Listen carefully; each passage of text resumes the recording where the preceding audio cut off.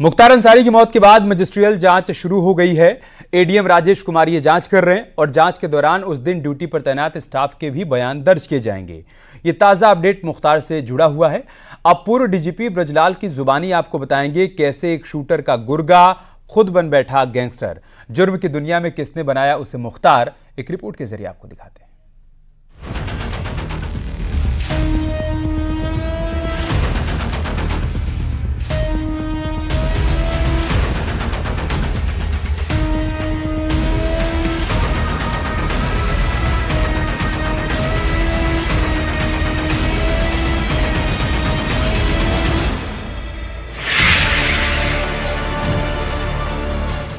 80 के दशक में मुख्तार अंसारी कॉलेज में पढ़ाई के साथ साथ इलाके में दबंगई की शुरुआत कर चुका था।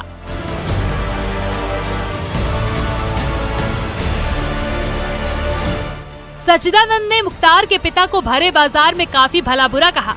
इस बात की खबर जब मुख्तार को लगी तो उसने सच्चिदानंद राय की हत्या का फैसला कर लिया। इलाके के बदमाश साधु और मखनू ने मुख्तार की पीठ पर हाथ रख दिया। सच्चिदानंद राय की हत्या हो गई। साधु और मखनू ने मुख्तार के पिता का बदला लेने में उसकी मदद की, जिसके बाद मुख्तार उन्हें अपना आपराधिक गुरु मानने लगा। लेकिन जब साधु मखनू गैंग का खात्मा हुआ तो उसकी कमान संभाली मुख्तार अंसारी ने। पूर्व डीजीपी और राज्यसभा सांसद ब्रजलाल सिंह ने मुख्तार के वो पुराने किस्से सुनाए जो उसके आतंक और खौफ की कहानी कहते हैं। इसका नाम तो नहीं आया, लेकिन सबसे सेंसेशनल मर्डर इसने किया था 2 जनवरी 86 को थाना सैदपुर क्षेत्र में, जब इसने 2 भाई वीरेंद्र सिंह बेड़ा और डॉक्टर रामविलास सिंह जो रंपत सिंह के बेटे थे उनको मार दिया। फिर मुख्तार ने इनका बेटा रंपत सिंह का हवलदार राजेंद्र सिंह बनारस ट्रैफिक लाइन में तैनात था, उसके गेट पर मारा। और उसके बाद साधु सिंह जो था, अब इसका गुरु था मुख्तार का, वो अपना अफजाल अंसारी विधायक बन चुका था। उसके प्रयास से ये जेल से आ गए हॉस्पिटल में। उनकी पत्नी को बच्चा हुआ था। सुबह सुबह एक गाड़ी पहुंचती है एम्बेसडर, उसमें कुछ वर्दीधारी निकलते हैं कि चेकिंग करना है, और साधु सिंह के वहीं मार दिया। और उसके साधु सिंह के मारने के बाद ये पूरा गैंग पहुंचा मुड़ियार गांव में, और वहां उसका भाई दामोदर था, उसको मार दिया। एक रमाशंकर सिंह मार दिया, घर का नौकर मार दिया, और साहब सिंह ले गया धानापुर, वहां तो मार दिया। इस तरह से साधु मखनू गैंग समाप्त हुआ तो उसकी गैंग की कमान संभाली मुख्तार अंसारी।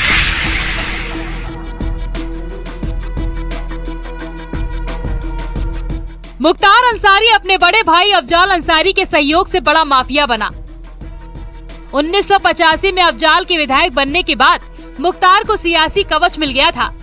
उसके हौसले इतने बढ़ गए कि गाजीपुर सदर से उसे टिकट नहीं मिला तो दलित प्रत्याशी की हत्या करवा दी। मुख्तार अंसारी जो राजनैतिक रूप से मजबूत होकर के एक बड़ा बदमाश बना अपने भाई अफजाल अंसारी के सहयोग से। वो 85 में विधायक बन गया कम्युनिस्ट पार्टी से। अब 93 में, अच्छा उसी दौरान 93 में ये चुनाव लड़ना चाहता था, और उस समय काशीराम जी और मुलायम सिंह ने समझौता किया। एक नारा चला, मिले मुलायम काशीराम, हवा में उड़ गए जय श्री राम। मुख्तार चाहता था गाजीपुर सदर से चुनाव लड़ना। मानवर काशीराम जो जाते थे, सबुद्दीन सिद्दीकी साहब थे जो मुख्तार के साड़ू लगते थे गाजीपुर में, वहीं रुकते थे। तमाम जो बड़े बड़े नेता थे बाम सेफ के, इसके मुख्तार अफजाल ने सोर्स लगा करके कि गाजीपुर सदर मुख्तार को मिल जाए।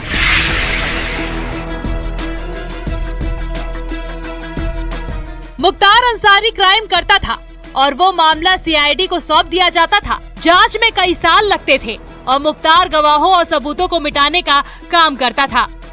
2017 में योगी सरकार के आने के बाद मुख्तार पर सही मायनों में कार्रवाई शुरू हुई। मुख्तार अंसारी जो लिखा पढ़ी में मर्डर है, 17 जुलाई 86 को वो लखनऊ जाने था, धोबी के यहाँ कपड़ा दिया था। वो मोहम्मदाबाद कस्बे में गया, मोटरसाइकिल बैठा, भैया कपड़ा ले आओ, मुझे गाड़ी पकड़नी। वहीं मुख्तार ने मार दिया सज्जन राय को। और मुख्तार अंसारी का ये रहा, इसका भाई अफजाल अंसारी थे, पॉलिटिकल थे, उसमें गवर्नमेंट बड़ी ढुलमुल होती थी। तो जहां ये नामजद होते थे वो केस जाता था सीआईडी को। सीआईडी में फिट करते थे। सीआईडी तो बरसों लेती है। गवाह तोड़ लिया, मार दिया, और इसलिए 65 केस थे और जोगी राज के पहले किसी केस में इसको सजा नहीं।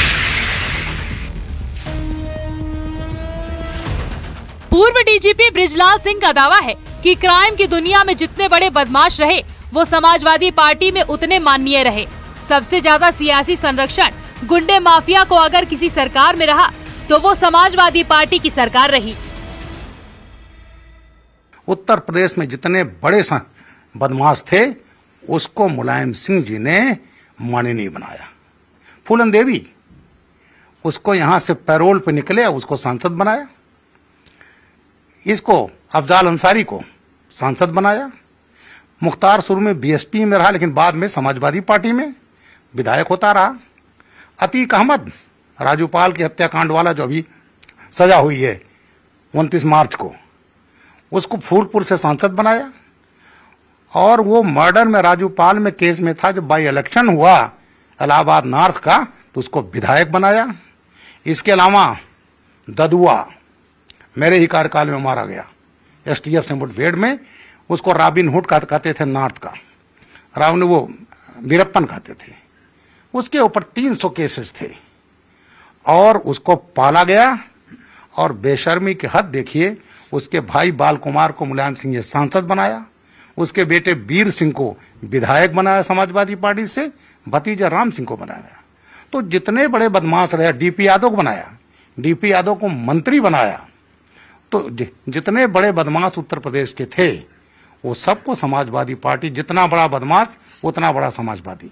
तो मुलायम सिंह के कार्यकाल में ये जो रहे लगातार ये बड़े बदमाश बने, उसमें मुख्तार अंसारी। मुख्तार अंसारी ने अपने खिलाफ फर्जी केस बनवाया और फिर पंजाब की रोपड़ जेल में शिफ्ट हो गया। यूपी में सीएम योगी की सख्त कानून व्यवस्था से बचने के लिए उसने जुगाड़ लगाया था, लेकिन सीएम योगी के प्रयासों के बाद उसे वापस बांदा जेल लाया गया। एक वो किया, एक प्लानिंग की और रोपड़ में अपने खिलाफ एक बिल्डर से मुकदमा लिखाया कि 10 करोड़ की फिरौती मांगी गई और वहां पर एक आया वारंट, इनोसेंटली यूपी पुलिस ने दे दिया। उसके बाद यहाँ केस ट्रायल पर हैं।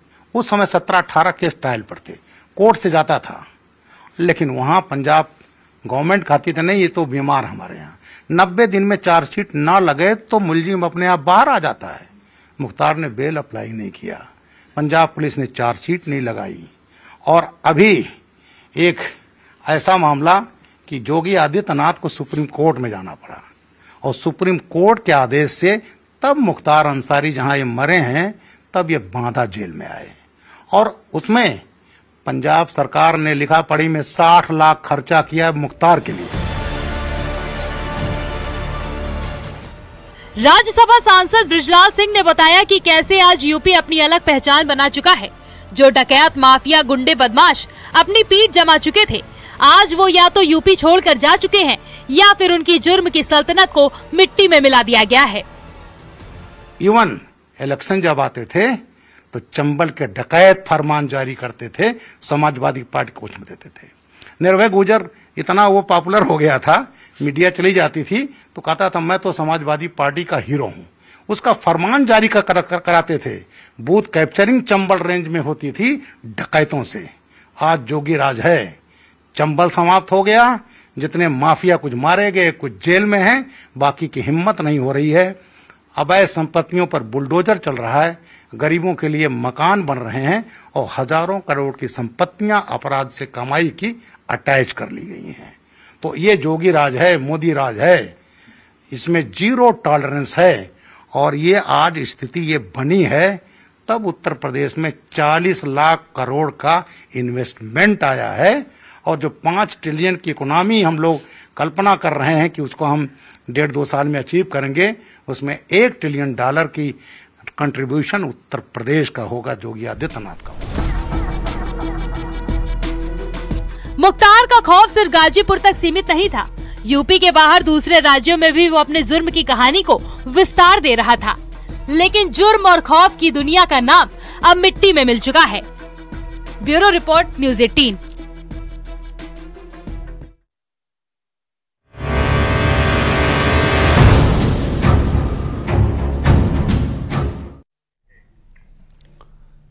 और अब खबर लखीमपुर खीरी से, जहां पर ढोंगी तांत्रिक पर एक महिला की असमत लूटने का आरोप लगा है।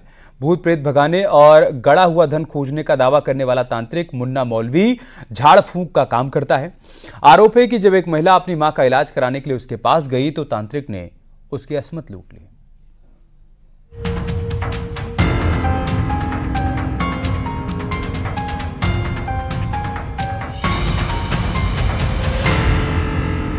मौलवी ने लूटी महिला की असमत।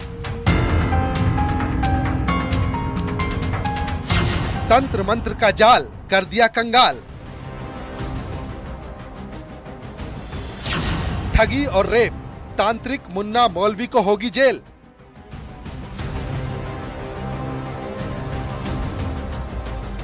तंत्र मंत्र के खेल में माहिर वो तांत्रिक महिलाओं की आबरू का शिकार करता है। भूत प्रेत की बाधा बताकर वो अपने झांसे में फंसाता है। अनजाने साए का डर, भूत बाधा का खौफ, बीमारियों से मुक्ति का दावा, ये सब काम वो फरेबी तांत्रिक करता था, जिसके झूठे दावों में फंसकर लोग मुन्ना मौलवी नाम के इस तांत्रिक का शिकार बनते थे। लेकिन इस बार इस तांत्रिक पर बेहद सनसनीखेज आरोप लगे हैं। आरोप है कि तांत्रिक मुन्ना मौलवी ने एक महिला से रेप किया, जान से मारने की धमकी दी। लखीमपुर खीरी में तांत्रिक मुन्ना मौलवी पर दलित महिला के साथ उसकी मां के इलाज के बहाने गहरे जंगल में ले जाकर रेप करने के संगीन आरोप महिला ने लगाए। महिला को धमकी देता था तांत्रिक कि अगर इसकी शिकायत किसी से की तो तंत्र विद्या से उसकी मां को मौत की घाट उतार देगा। मां के मौत के बाद अब महिला ने अपने पति के साथ पहुंचकर पुलिस अधीक्षक से न्याय की गुहार लगाई है। पीड़िता का कहना है कि उसके इलाके में तांत्रिक मुन्ना मौलवी तंत्र क्रिया से लोगों का इलाज और गड़ा धन दिलाने का दावा करता है। उसकी मां काफी दिनों से बीमार चल रही थी। जब डॉक्टर के पास से फायदा नहीं हुआ तो तंत्र विद्या से इलाज कराने के लिए मुन्ना मौलवी के पास पहुंची। लेकिन मुन्ना मौलवी की नजर तो कहीं और थी और इसी तंत्र विद्या के बहाने उसने महिला की आबरू लूट ली। 1 साल से मुन्ना मौलवी करमू प्रवाह वहाँ अपनी माता जी का लेके जा रहा झाड़ फूंक करे, तो झाड़ फूंक कर रहे तो कहे जंगल कहीं लेके जा रहे हैं, तो कहा लगा यहाँ झाड़ फूंक करीबा, तो जाओ माता जी लौंगे रह गई ले आओ जाए, तो कहूँ पानी ले पठाई दे रहे हैं, तो हमारे संग शारीरिक संबंध बनाई। कहे लगे अगर जो मना करियो या कोई से बताइयो तो जैसे तुम्हारी अम्मा को मार डरा ऐसे तुमको मार डरीबा। आरोप है कि तांत्रिक दलित महिला से 1 साल तक लगातार रेप करता रहा और किसी को बताने पर मां को मारने की धमकी दी। मुन्ना मौलवी ने इस दौरान उसके घर में रखा जेवर और 90,000 रुपए भी ठग लिए। अब पीड़िता दर दर इंसाफ की गुहार लगा रही है। आरोप लगाया है, उसकी जांच चल रही है। जांच में जैसा भी आएगा उस हिसाब से कार्रवाई की जाएगी। क्या आरोप लगाया गया था? शोषण का आरोप लगाया गया है। तांत्रिक का पुराना मैटर है, बताया जा रहा है। उसमें विभिन्न पहलुओं पे जांच की जा रही है। जहां जहां बता रहे हैं, अब तथ्य जो सामने आएंगे उसके हिसाब से कार्रवाई की। यार रुक नहीं, छोटे से ब्रेक के लिए जल्द लौटेंगे कुछ और खबरों के साथ।